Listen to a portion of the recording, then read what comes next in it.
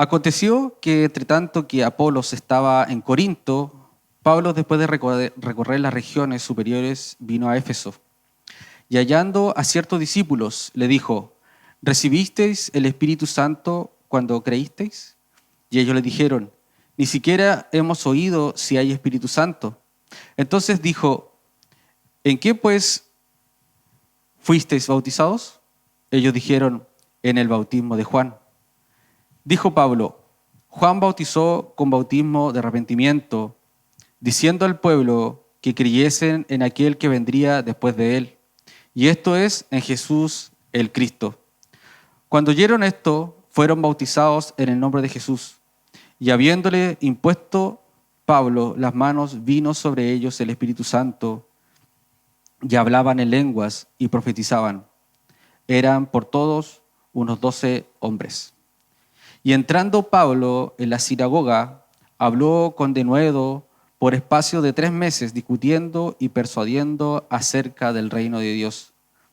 Pero endureciéndose algunos y no creyendo, maldiciendo el camino delante de la multitud, se apartó Pablo de ellos y separó a los discípulos, discutiendo cada día en la escuela de uno llamado Tirano. Así continuó por espacio de 2 años, de manera que todos los que habitaban en Asia, judíos y griegos, oyeron la palabra del Señor. Y hacía Dios milagros extraordinarios por mano de Pablo, de tal manera que aún se llevaban a los enfermos los paños o delantales de su cuerpo, y las enfermedades se iban de ellos, y los espíritus malos salían. Pero algunos de los judíos, exorcistas ambulantes, intentaron invocar el nombre del Señor Jesús sobre los que tenían espíritus malos, diciendo: os conjuro por Jesús, el que predica Pablo. Había 7 hijos de un tal Esceva, judío, jefe de los sacerdotes, que hacía esto. Pero respondiendo el espíritu malo, dijo: a Jesús conozco y sé quién es Pablo, pero vosotros, ¿quiénes sois? Y el hombre en quien estaba el espíritu malo, saltando sobre ellos y dominándolos, pudo más que ellos, de tal manera que huyeron de aquella casa desnudos y heridos. Y esto fue notorio a todos los que habitaban en Éfeso, así judíos como griegos, y tuvieron temor todos ellos, y era magnificado el nombre del Señor. Y muchos de los que habían creído veían, confesando y dando cuenta de sus hechos. Asimismo, muchos de los que habían practicado la magia trajeron los libros y los quemaron delante de todos, y hecha la cuenta de su precio, hallaron que era 50,000 piezas de plata. Así crecía y prevalecía poderosamente la palabra del Señor. Pasadas estas cosas, Pablo se propuso en espíritu ir a Jerusalén, después de recorrer Macedonia y Acaya, diciendo: después que haya estado allí, me será necesario ver también a Roma. Y enviando a Macedonia a 2 de los que le ayudaban, Timoteo y Erasto, él se quedó por algún tiempo en Asia. Hubo en aquel tiempo un disturbio no pequeño acerca del camino, porque un platero llamado Demetrio, que hacía de plata templecillos de Diana, daba no poca ganancia a los artífices, a los cuales, reunidos con los obreros del mismo oficio, dijo: varones, sabéis que este oficio obtenemos nuestra riqueza, pero veis y oís que este Pablo, no solamente en Éfeso, sino en casi toda Asia, ha apartado a muchas gentes con persuasión, diciendo que no son dioses los que se hacen con las manos.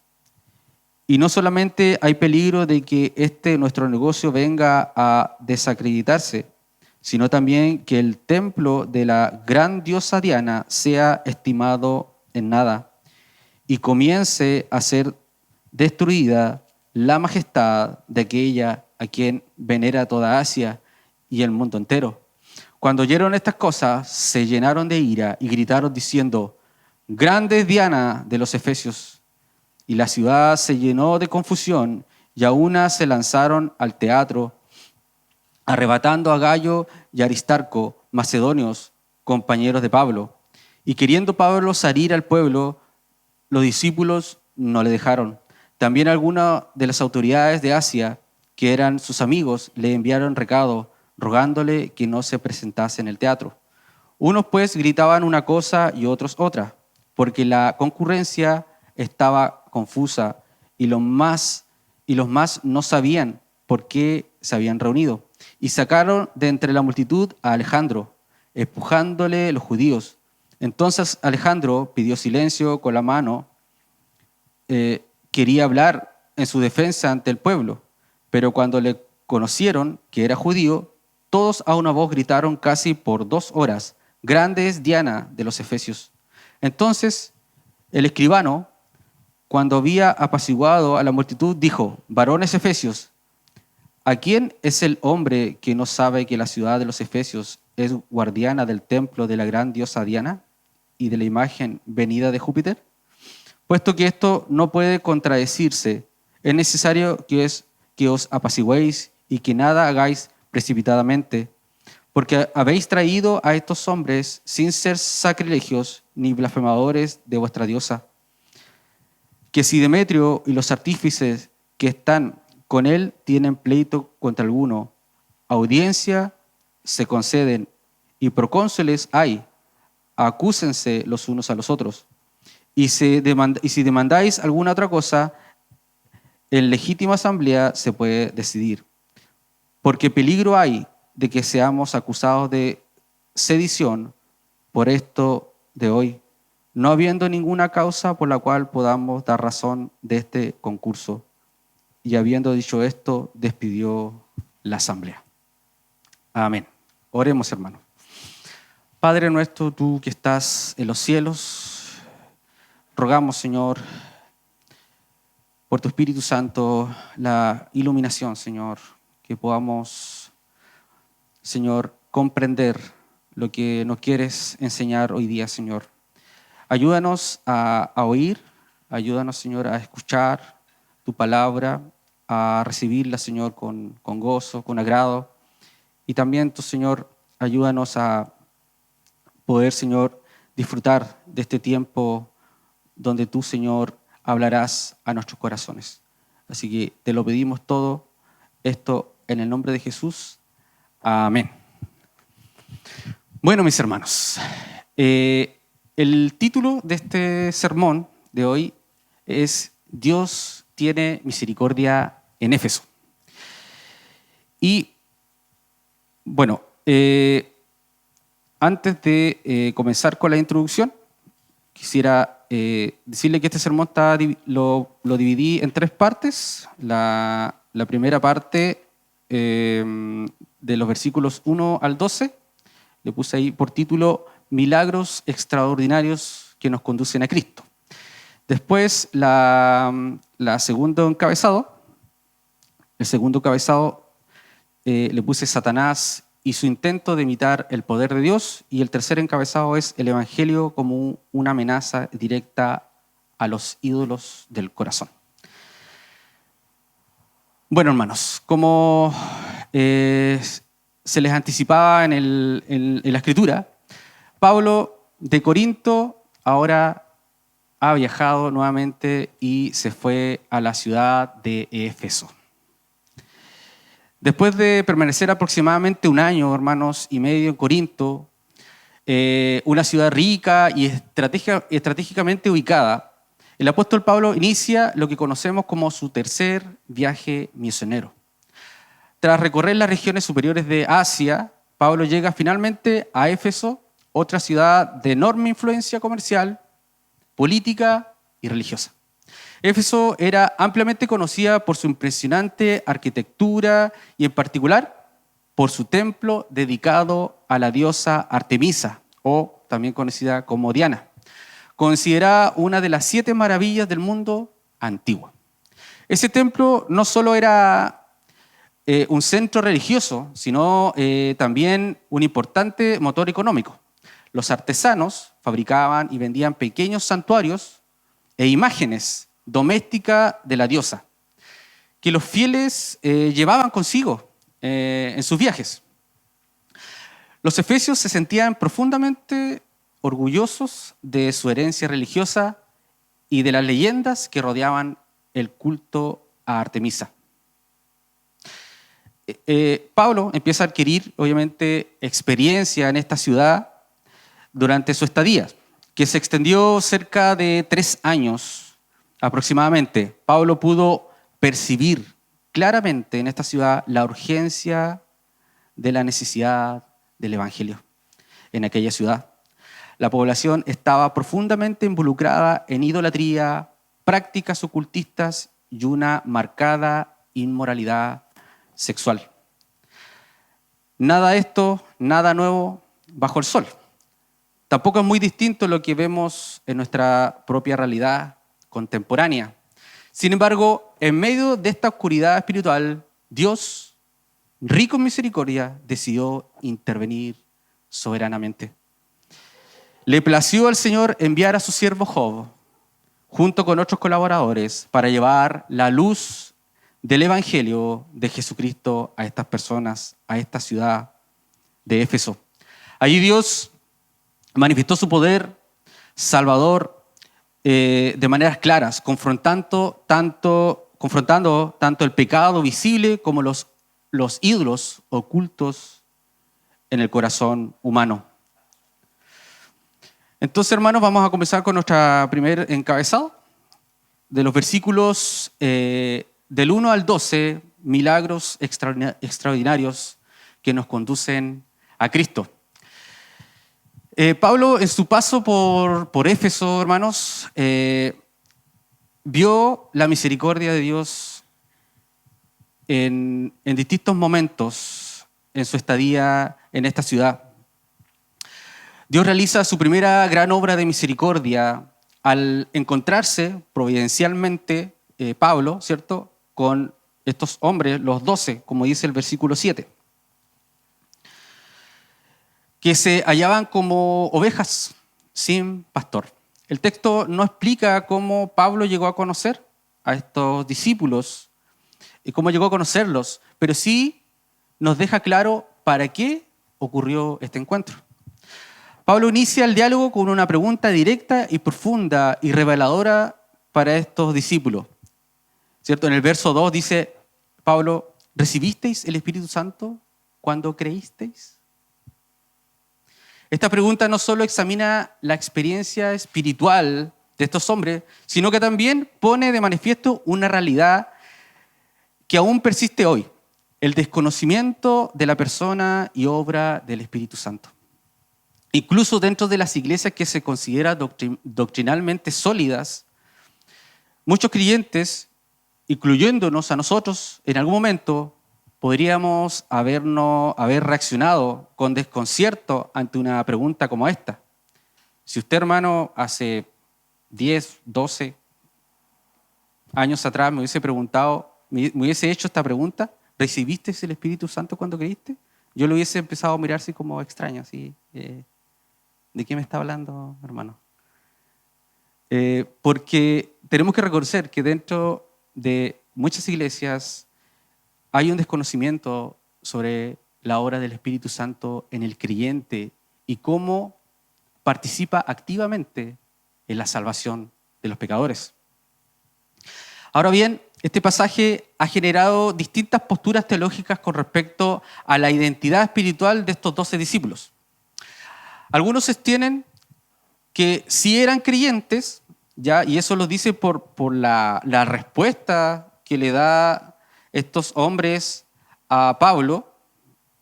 Le dice, ni siquiera, en el verso 2 dice, ni siquiera hemos oído si hay Espíritu Santo. O sea, lo desconocían completamente. Pero algunos estudiosos dicen que estas personas, a pesar de la respuesta, sí eran creyentes. Y el argumento era el desconocimiento de la persona del Espíritu Santo. Estos discípulos no tenían conocimiento, primeramente tenían conocimiento limitado del Evangelio y y no tenían una plena comprensión de la venida del Espíritu Santo. Estos estudiosos dicen que ellos desconocían que el Espíritu Santo había venido porque estaban en Éfeso en ese momento. Otros afirman que estos 12 no eran creyentes, ¿ya? Pues solo habían respondido al mensaje preparatorio de Juan el Bautista. Por eso el apóstol Pablo en el versículo 3 le dice, ¿en qué pues fuiste bautizados? Ellos dijeron, en el bautismo de Juan. Entonces, ellos habían recibido este bautismo preparatorio de Juan el Bautista. Y este consistía que se hacía un llamado al arrepentimiento y anunciaba la venida del Mesías, pero sin anunciar aún la obra completa de Cristo. La respuesta de estos hombres deja abierta la duda. Ellos declaran haber recibido el bautismo de Juan y ante esto Pablo les explica que el bautismo de Juan era preparatorio, señalando hacia Cristo. Juan llamaba al arrepentimiento, preparando los corazones para aquel que vendría después de él, Jesús. Cuando Pablo les anuncia el evangelio completo, que es Cristo vino, murió y resucitó, estos hombres creen en Jesús. Entonces Pablo, como dice el texto, le impone las manos, reciben el Espíritu Santo, reciben la señal que es el hablar en lenguas y comienzan a profetizar, como nos dice el verso 6. Solo como dato, es importante notar que esta es la última vez que en el libro de Hechos se menciona una conversión acompañada de una manifestación del don de lenguas. Ahora, brevemente, quiero explicar en qué consistía el bautismo de Juan y el Evangelio de Cristo. Hermanos, el bautismo de Juan simbolizaba el cambio de mente y de dirección de vida. Sin embargo, como bien sabemos, usted y yo, la reforma externa de la conducta no salva. ¿Ya? Ningún cambio moral, por sincero que sea, puede ser la causa de nuestra salvación. La vida transformada es consecuencia, no causa de la salvación.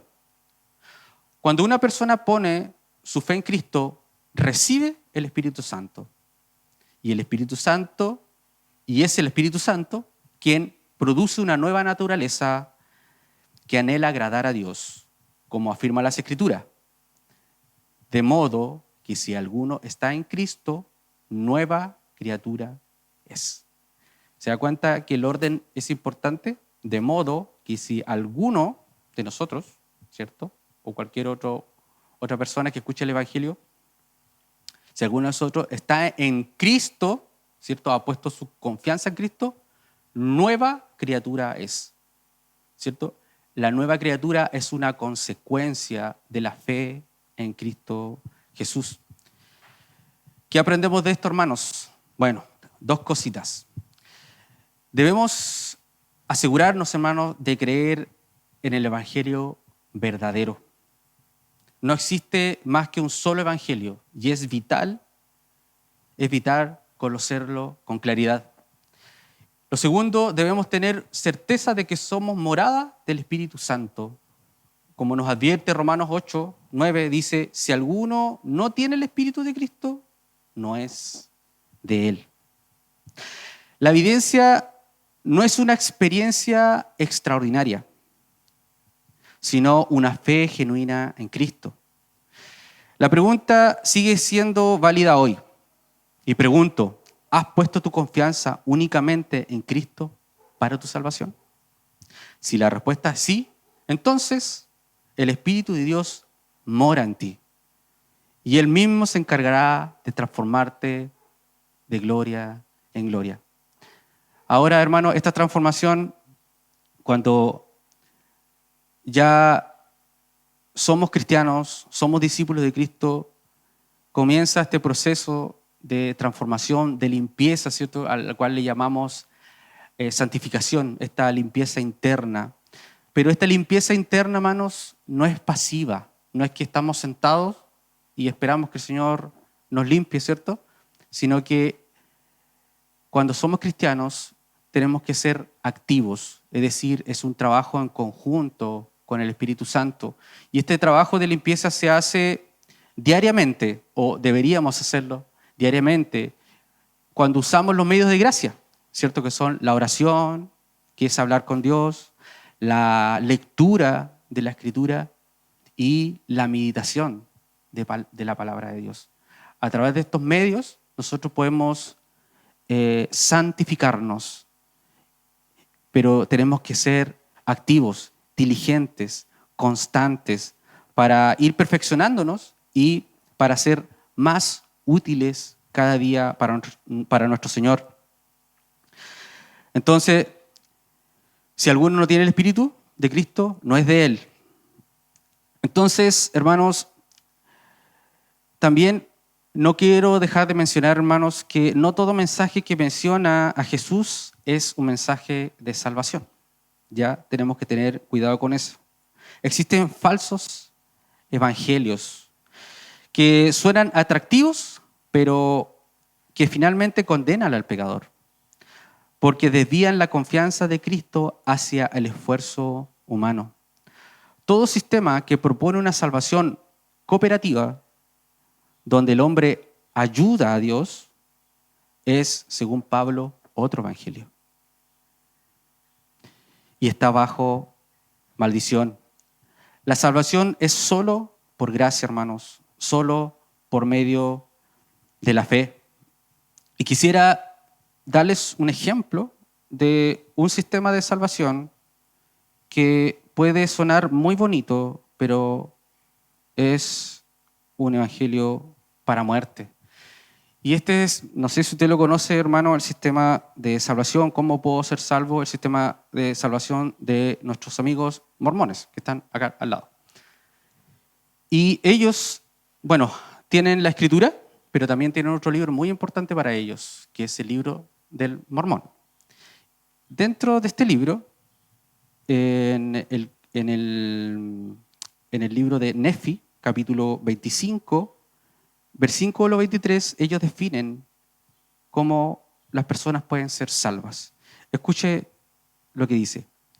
Porque nosotros trabajamos diligentemente para escribir a fin de persuadir a nuestros hijos, así como a nuestros hermanos, a creer en Cristo y a reconciliarse con Dios, pues sabemos que es por la gracia por la que nos salvamos, después de hacer cuanto podamos.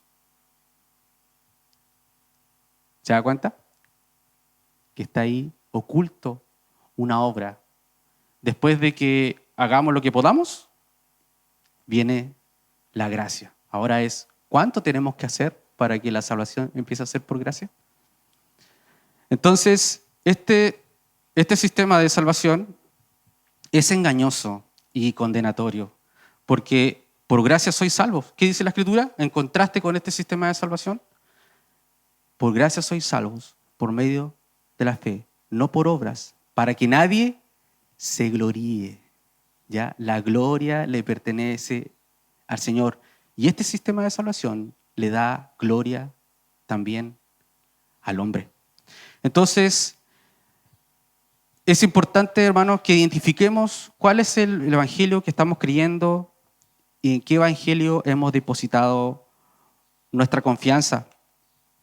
Entonces, ahora continuamos, hermanos, ya para ir casi terminando este primer punto. Después de estos acontecimientos, después de que Pablo habla con estos hombres, les ayuda, los exhorta y estos discípulos, estos 12, reciben el Espíritu Santo y ponen su fe en Jesucristo.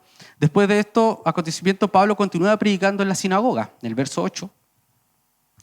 Algunos judíos rechazan el mensaje y hablan mal del camino, nombre con el que se conocía a los cristianos. A los del camino se le conocían, a los creyentes se les decía así, no solo por su doctrina, sino por su estilo de vida centrado en Cristo.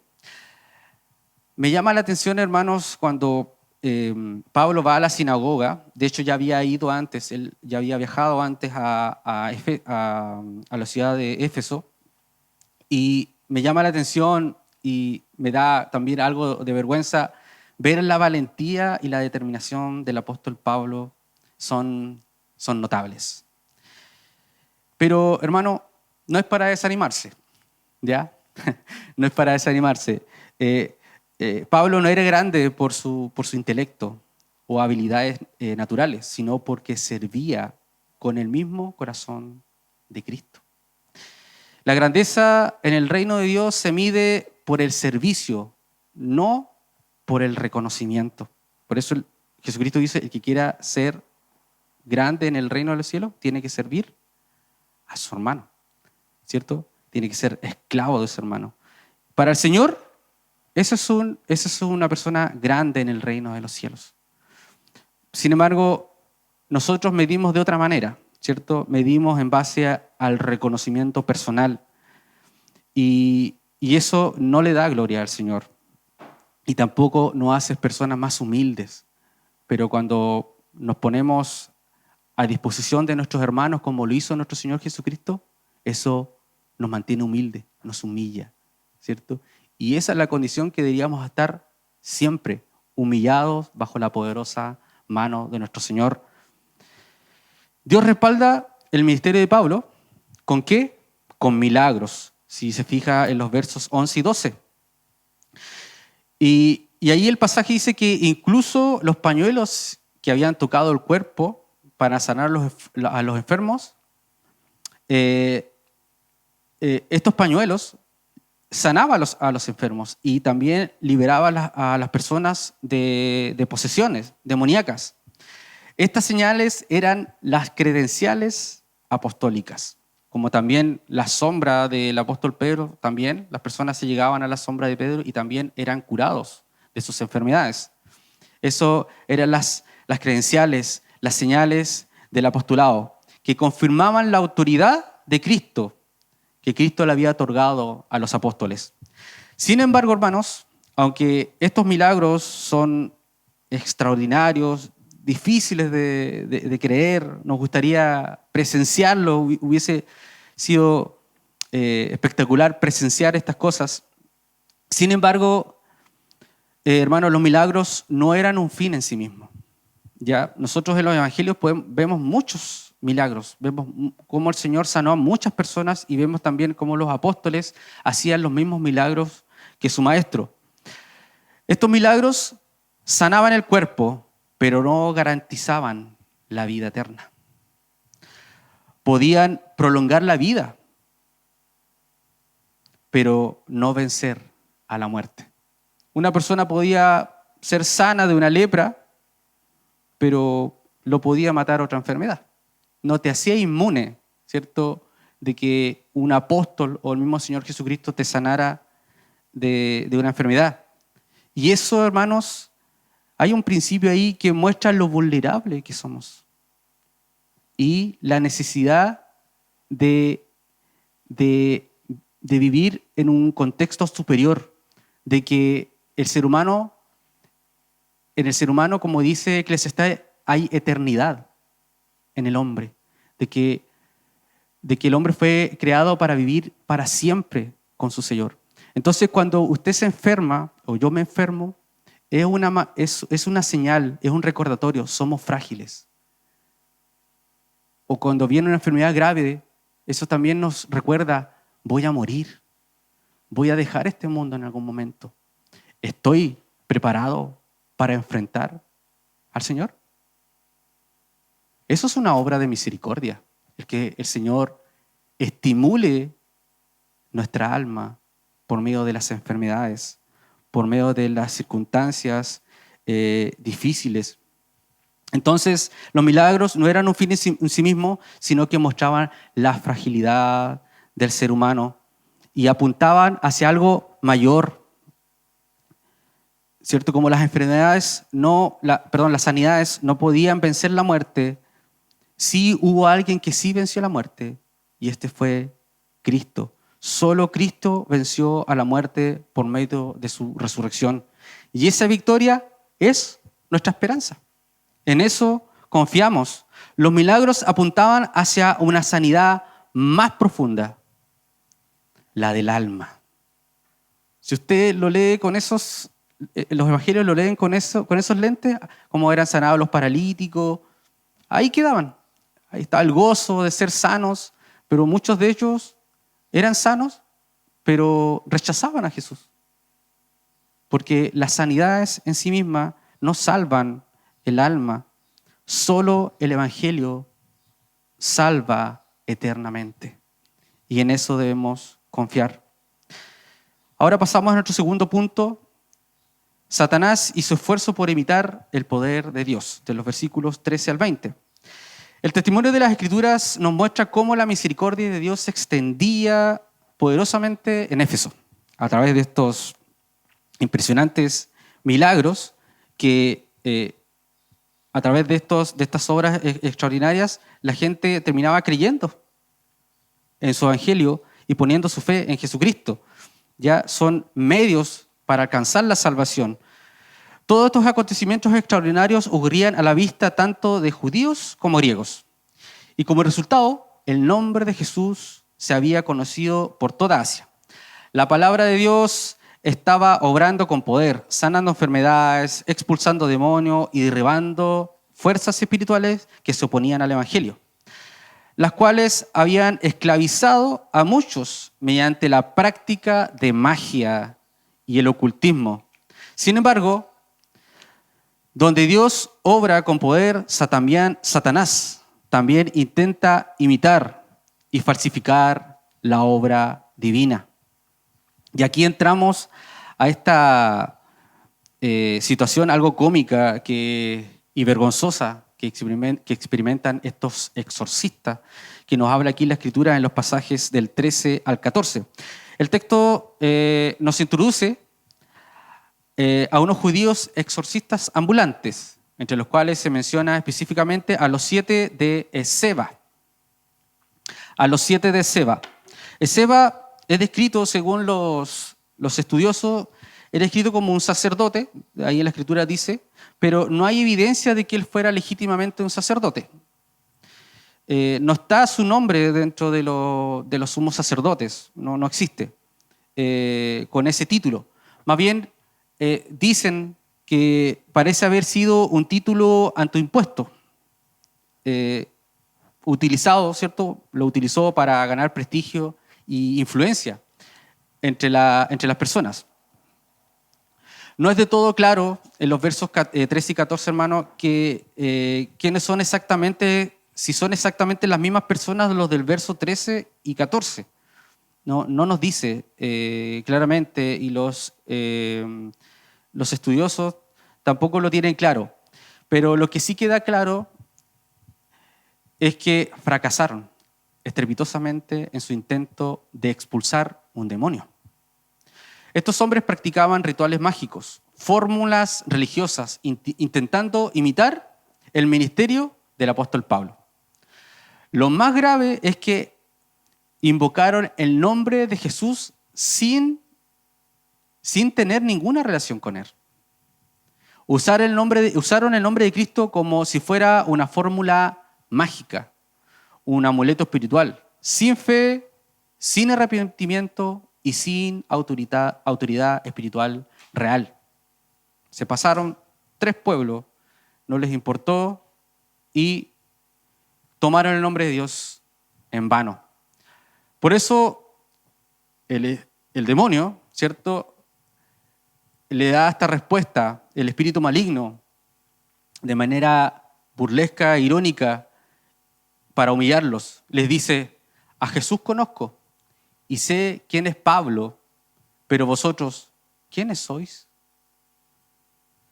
Eso está ahí en el versículo 15. Esta declaración, cargada de sarcasmo y burla, hermanos, revela una verdad espiritual fundamental. El poder espiritual no está en las personas el poder espiritual no está en las palabras, hermanos, que pronunciamos, sino en la relación real con Cristo. Algunos principios para aprender de estos pasajes, hermanos. Estos pasajes nos enseñan varios principios de gran relevancia para la iglesia de hoy. Como les mencioné, nos enseña que los incrédulos no tienen autoridad sobre las fuerzas demoníacas, porque están en la oscuridad. Son parte de las tinieblas, así como los demonios también están en las tinieblas. El Espíritu Santo no mora en los incrédulos, en los que no han puesto su fe y su confianza en Jesucristo para salvación. Cristo no reina en sus vidas y por lo tanto no hay poder espiritual real en ellos. Aunque utilicen el lenguaje cristiano e invoquen el nombre de Jesús. Eso es engañoso.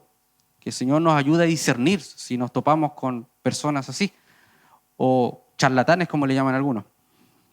Los creyentes, ¿cierto? Lo segundo que aprendemos, los creyentes no están llamados a dialogar ni confrontar directamente a los demonios. Eso se ve mucho hoy en algunos círculos carismáticos. Esto contradice muchas enseñanzas modernas de supuesta guerra espiritual, donde se promueve hablar, reprender o declarar guerra contra Satanás y contra sus demonios. Pero alguno podría decir, pero Efesios 6 enseña que nuestra lucha no es contra carne ni sangre, sino contra potestades espirituales. Sí, eso es cierto. Hay una lucha espiritual, hay fuerzas espirituales que buscan romper nuestra relación con nuestro Señor. Pero el mismo pasaje no nos llama a atacar a los demonios o a Satanás, que por si acaso Satanás no es omnipresente, ¿ya? Él no está en todos lados y tampoco es omnisciente, Él no sabe todo. ¿Por qué? Porque es una criatura, está limitado. Y gracias al Señor, como nos enseña el libro de Job, Satanás es un instrumento en las manos de nuestro Señor. Entonces no estamos llamados a atacar, sino la Escritura nos llama a resistir. Eso es lo que nos enseña Efesios 6, resistir. Por eso dice, Efesios 6:11 dice, vestidos de toda la armadura de Dios para que podáis estar firmes contra las acechanzas del diablo. Y Santiago, la epístola de Santiago, está en sintonía con el apóstol Pablo y dice en Santiago 4:7, resistid al diablo y él huirá de vosotros. ¿Qué es resistir al diablo? Bueno, son las mismas herramientas que se usan para la santificación. Ya, no se olviden que el enemigo es oportunista y nuestra lucha no es solamente contra seres espirituales, contra gobernadores de las tinieblas, sino que también luchamos con nuestra propia carne, con nuestra propia condición carnal y también luchamos contra las influencias del mundo. Entonces, los mismos medios para poder limpiarnos, santificarnos y enamorarnos cada vez más del Señor son los mismos que tenemos que usar para luchar contra las amenazas espirituales, que son, como les nombré, la oración, hermanos, la lectura de la Escritura y la meditación de la palabra del Señor. Entonces, hermanos, no estamos llamados a, como dice un canto, a machacar el diablo. ¿Ya? No estamos llamados a hacer eso, sino a resistirlo y él huirá. Resistir con fe, con confianza, tomando toda, no una parte, toda la armadura de Dios y creer en que el Señor nos ayudará. Y esa resistencia se ejerce, como ya les nombré, con meditación, la oración, la lectura y la meditación de las Escrituras. Viviendo una vida sometida al Señor, una vida piadosa. John MacArthur, en su libro que se llama Equipados para la batalla, que se los recomiendo leer, los expresa de esta manera. Él dice, ¿cómo puede usted ser efectivo contra los poderes de las tinieblas? Esa es la pregunta. ¿Cómo puede ser usted efectivo contra los poderes de las tinieblas? No es ordenando a los demonios o reprendiendo a Satanás. Solo Dios puede hacer eso. En Judas, versículo 9. Usted puede ser efectivo al presentar el Evangelio a los perdidos. ¿Por qué? ¿Qué dice la Escritura?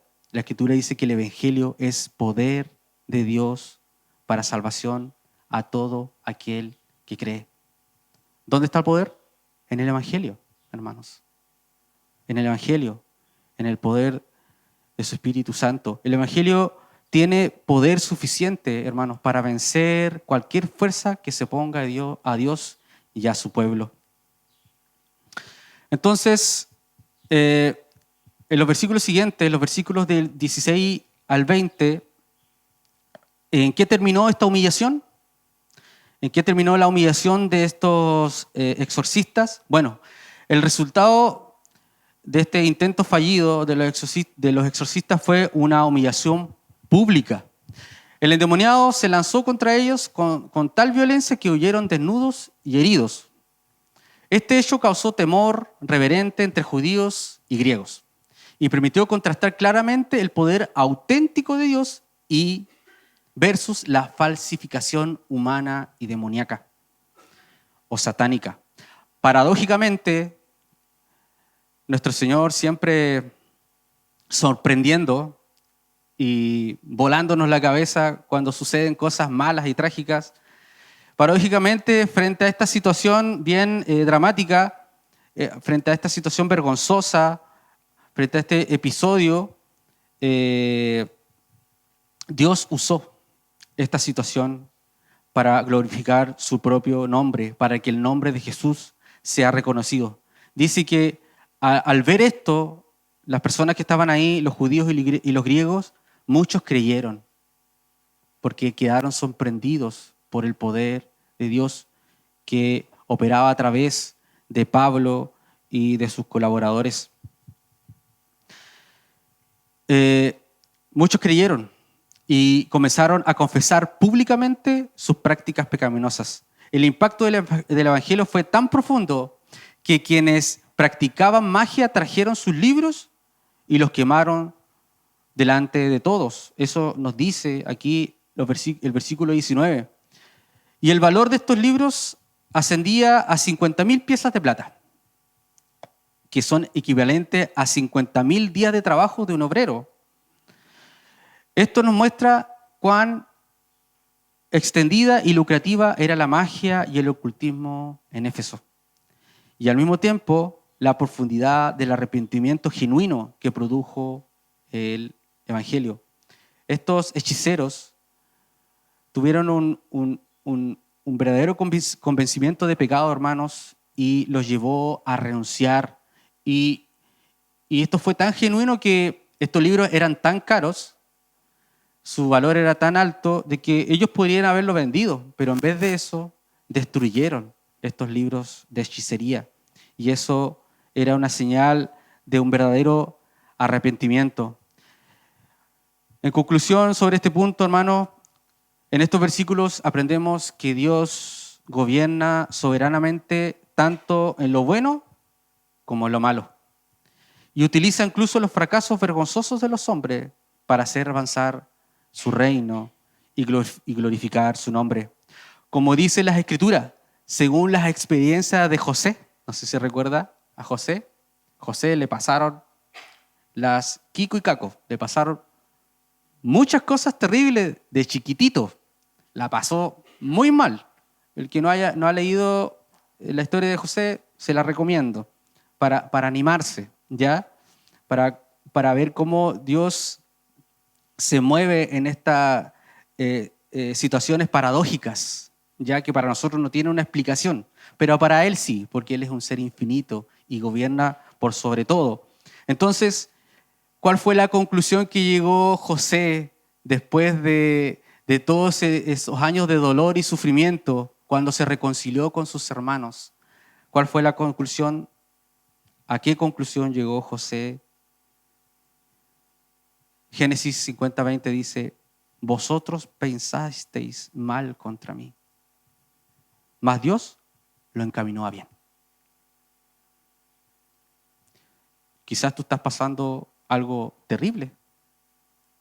Quizás estás con una enfermedad, no tienes aún un diagnóstico claro, o simplemente estás deprimido, deprimida, te sientes solo. Déjame decirte que el Señor está contigo y lo que tú ves como malo, para Dios es un estímulo para el alma, para acercarnos a Él, para venir a Él, porque Él nos llama, Él nos dice, venid a mí todos los que estáis trabajados y cargados, que yo, ¿cierto? Cristo, os haré descansar. Esa es una promesa, hermano, y debemos creerle. Si Él nos invita a venir, vayamos a Él. Satanás intentó imitar el poder de Dios en estos pasajes, pero terminó siendo derrotado nuevamente. Los hombres buscaron fama y poder, pero Cristo fue exaltado. La gloria, Dios no comparte su gloria, hermano. Es solamente para Él. Es solamente para Él. Y nosotros debemos darle la gloria a Él. Y por último, el Evangelio avanzó y la palabra del Señor crecía y prevalecía poderosamente. El Señor venciendo todas las circunstancias, porque Él es un Dios invencible y vence por nosotros. Nuestro último punto, hermanos, el punto 3, el Evangelio, una amenaza para los ídolos del corazón. Aquí, hermanos, vamos a entrar en un caos, en un enredo. Aquí los versículos del 23 al 41, como dice mi mamá, un moño de abuela, un enredo de gritos, de discusiones, un caos. Estos pasajes del 23 al 41 es un caos. Sin embargo, cuán misericordioso, haciendo un resumen de lo que hemos visto, cuán misericordioso ha sido el Señor y nos ha mostrado su compasión en estos pasajes. Dios ha obrado con poder en Éfeso, usando instrumentos de barro como Pablo y sus colaboradores. Durante el tiempo que Pablo permaneció en esta ciudad, el Señor lo usó para guiar a los 12 discípulos de Juan Bautista hacia la fe plena en Cristo. También para manifestar las obras extraordinarias de sanidad que también apuntaban hacia una sanidad más profunda, que es la del corazón, que es la del alma. Expulsó demonios y demostró la superioridad del Evangelio por sobre la hechicería y el ocultismo. Pero ahora el Evangelio, hermanos, por último en estos pasajes, el Evangelio ahora aún le toca hacer algo más. El Evangelio ahora va a tocar una fibra aún más sensible en los Efesios.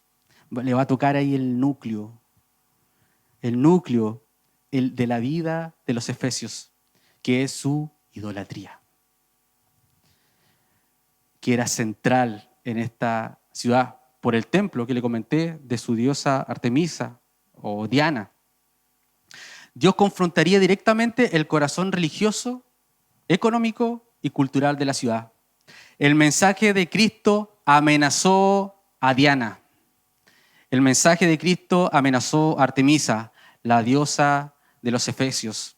El choque inevitable entre el Evangelio y la idolatría. De los versículos 21 al 27. La abierta idolatría, hermanos, en los Efesios era una afrenta directa contra Dios, contra el verdadero Dios. Y lo mismo pasa con nosotros, hermanos, cuando sustituimos al Señor con otra cosa en nuestra vida. Por eso tenemos el primer mandamiento, ¿cierto? No tendrás dioses delante de mí. Nunca, nunca tendrás dioses delante de mí. Y cuando nosotros sustituimos a Dios por algo, por entretención o por una persona, es una afrenta contra el Señor, porque nuestro Dios es celoso. Nuestro Dios es celoso y Él quiere que nosotros le tengamos a Él primero siempre. El Señor no compartirá su gloria con una imagen nacida de la imaginación humana. Diana no era Dios, era una invención, una proyección del corazón idólatra del hombre. Bueno, somos idólatras por naturaleza. Siempre estamos fabricando ídolos, siempre. Siempre. Dios usó el testimonio visible de los del camino, ¿cierto? La piedad de los cristianos, usó, ¿cierto? La vida práctica, el modelar el evangelio, como dice acá el verso 23. Dios usó a los del camino, es decir, el estilo de vida cristiano, para provocar una crisis espiritual en la ciudad. Como resultado, muchos comenzaron a abandonar la adoración a Diana. Ese es el poder del evangelio. Empezaron a abandonar a la diosa. Ah, ella es falsa. Voy a empezar a adorar al verdadero Dios. Que nos dice el verso 26, lo cual impactó directamente a la economía local. Ya no le estaban comprando los altares de Diana, le estaba afectando el bolsillo. Entonces, Pablo predicaba con claridad una verdad devastadora para la idolatría. En el verso 26, no son dioses los que se hacen con las manos. Listo. Al choque. No son dioses los que se hacen con las manos. No lo son. Los artesanos fabricaban altares en miniatura y utensilios de plata, usados como ídolos domésticos vinculados al culto a Diana. Pablo denunció esta práctica como falsa adoración a los objetos inanimados, obras humanas incapaces de salvar, escuchar o actuar. Demetrio, que se nos menciona ahí en el versículo 24, Demetrio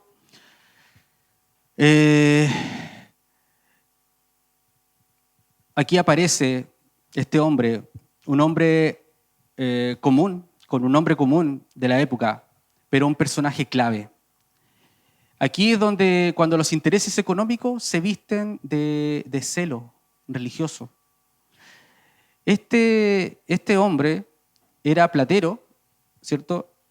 Según algunos historiadores, probablemente era guardián del templo de Diana. Su sustento dependía directamente del culto a Diana. El Evangelio no solo confrontó su teología, sino también su bolsillo. Demetrio entendió algo muy bien. Él concluyó que el cristianismo es peligroso. Es muy peligroso. No porque promoviera la violencia, sino porque transformaba los corazones. Con astucia, Demetrio se levanta como vocero y usa el temor colectivo para socavar la obra del Evangelio. Presenta dos amenazas ante su audiencia, ante los comerciantes, los que tenían la pyme. Primero, las pérdidas económicas. El negocio de los ídolos está en riesgo. Amigos, está en riesgo nuestro negocio por causa de este Pablo que está persuadiendo a creer en Jesucristo y ya no adoran a nuestra diosa Diana y ya no me están comprando, ¿cierto?, altares. Y segundo, la pérdida del prestigio religioso. El templo de Diana podía caer en descrédito. Él era un adorador pechoño de la diosa Diana, comprometido totalmente con su diosa, pero solamente por un interés económico. Notemos esto con atención. Demetrio disfraza su interés económico con un celo religioso. Lo que realmente le dolía no era la honra de Diana, sino las amenazas a sus ganancias. Esto provocó un discurso no pequeño, como dice el verso 23. El Evangelio siempre produce una reacción, o arrepentimiento o resistencia violenta. Y eso fue lo que sucedió, lo segundo. Una resistencia violenta. El alboroto en el teatro y cómo Dios en su providencia salvó a sus hijos, a sus siervos, a sus discípulos. El conflicto, hermanos, si usted lee el pasaje del 23 al 41, escaló rápidamente. Escaló tanto que Gayo y Aristarco, compañeros de Pablo, fueron capturados por los artesanos. Pablo quiso presentarse delante de la multitud para defender el evangelio y a sus hermanos, pero los discípulos no se lo permitieron, porque su vida, la vida del apóstol, estaba en riesgo. Le aconsejaron que no se involucrara. La multitud trasladó esto al teatro, que era un lugar de discusión, gritando sin cesar, grande es Diana de los Efesios, grande es Diana de los Efesios. Y dice la Escritura que fue por 2 horas, ¿cierto?, gritando, grande es Diana de los Efesios. El caos era tal que muchos ni siquiera sabían por qué estaban ahí. La familia Miranda andaba ahí. Y no, hay que gritar, Diana, grande Diana de los Efesios, grande Diana, no sé quién es Diana, pero grande Diana de los Efesios. Entonces, hermanos, esto revela la idolatría, hermano, genera solamente confusión, nos confunde. Cuando dejamos de mirar al Dios verdadero y empezamos a mirar a nuestros ídolos, dejamos entrar la confusión a nuestra vida. La idolatría produce confusión, ruido y falta de discernimiento. Finalmente, un escribano, un hombre piadoso, una especie de autoridad civil, intervino con sabiduría política y logró calmar a la multitud, ya que Alejandro, que no se sabe claramente quién era, ya porque el nombre Alejandro era muy común, dicen que posiblemente era el que abandonó a Pablo, pero no se sabe a ciencia cierta si él era. Pero él también intentó de calmar a la turba, pero no lo logró. No lo logró y tuvo que marcharse. Pero este escribano sí lo logró. Logró calmar a la multitud y señaló 3 cosas claves, hizo reflexionar a los efesios. Dijo, los cristianos, ¿cierto?, porque acusaban de que los cristianos habían robado y habían blasfemado. Él dijo, no, los cristianos no han robado y tampoco habrían blasfemado contra Diana. Después le dijo que si habían acusaciones, debían tratarse en tribunales legales. Ellos estaban casi listos a linchar a los discípulos de nuestro Señor. Y el tercer punto que abordó dice, el alboroto podía traer graves consecuencias legales para la ciudad. Así, Dios usó incluso a una autoridad pagana, ahí podemos ver la soberanía de Dios, usó una autoridad pagana para proteger a su iglesia y cerrar la asamblea. Ahora, mientras leía estos pasajes, decía, ¿qué verdad práctica puedo extraer de aquí? Estuve cabeceando, no sabía qué extraer, honestamente. Sin embargo, vino algo en mi mente y aquí es donde el texto nos atraviesa el alma. Mientras meditaba en este pasaje, hermanos, una palabra resonaba en mi cabeza y era la palabra intereses. Intereses. Y surgieron algunas preguntas inevitables para mí, que espero que también puedas meditar en ellas, ya para ir concluyendo. Las preguntas que me hice ¿son los intereses de mi corazón los intereses de Dios? ¿Cómo reacciono cuando el Evangelio amenaza mis seguridades personales? Y me pregunté, ¿qué tan gobernable soy por las Escrituras? ¿Me someto a ellas? Y entendí esto, hermanos, entendí esto. Esa turba que aparece en los versículos de 23 al 41, esa turba se parece mucho o es igual a mi corazón,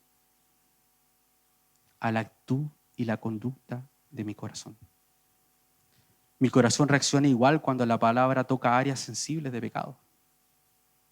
Cuando los ídolos que he fabricado, seguridad, control, aprobación, placer, éxito, se ven amenazados, me resisto. el corazón se endurece, se contrae, se vuelve calculador, se convence de que no puede vivir sin esos ídolos, empieza a inventar argumentos en la cabeza. No puedo vivir sin esos ídolos. Se convence a sí mismo. Y cuando se siente amenazado, hace ruido para callar la voz de Dios. Cierra la escritura. Se va a otro lado cuando el Señor nos pide tener comunión con Él. Nos volvemos como Demetrio, voceros de nuestro propio corazón. Empezamos a gritar, buscando argumentos para justificar nuestra desobediencia.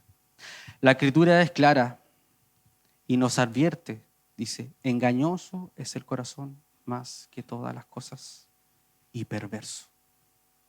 Eso es lo que tienes tú y lo que tengo yo en mí. Y aún así, muchas veces le creemos más al corazón que a Cristo. Sin embargo, nuestro Señor nos da esperanza y Él nos promete un nuevo corazón. Porque aquí no termina la historia, hermanos. Si tú te sientes así, te sientes identificado con esta reflexión, el Señor no solo denuncia el pecado, sino que también redime al pecador. Él promete algo que nuestro corazón jamás podrá producir por sí mismo. Y Él dice en Ezequiel 36, 26, 27, yo os daré un corazón nuevo y pondré un espíritu nuevo dentro de vosotros. Quitaré de vuestra carne el corazón de piedra y os daré un corazón de carne. Y pondré dentro de vosotros mi espíritu y haré que andéis en mis estatutos. Cristo es un amo infinitamente fiel, más fiel que nuestro corazón, porque nuestro corazón nos engaña, Él nos destruye, Él compite por nuestra adoración para quitarnos algo. Sino, el Señor quiere salvarnos de nosotros mismos. Por eso debemos acudir a Él. El Evangelio siempre va a ser una amenaza para los ídolos del corazón, pero también es la única esperanza verdadera para ser libre de ellos. Que el Señor nos conceda la gracia de rendir nuestros intereses, romper nuestros ídolos y vivir gobernados no por el corazón engañoso, sino por Cristo, el Rey que da vida. Amén. Oremos, hermanos.